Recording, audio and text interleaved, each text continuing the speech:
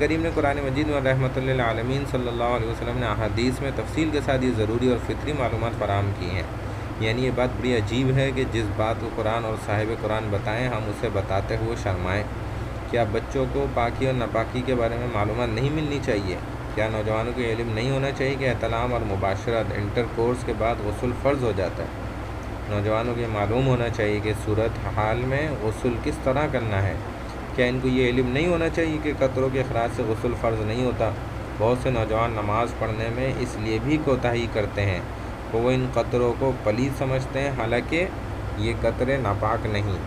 اس صورت میں صرف وضو مخصوص کو دھو لینا اور وضو کر لینا کافی ہے۔ کیا نوجوانوں کو یہ نہیں معلوم ہونا چاہیے کہ منی کوئی قیمتی چیز نہیں اور نہ ہی یہ پیشاب پخانے کی طرح ناپاک ہے؟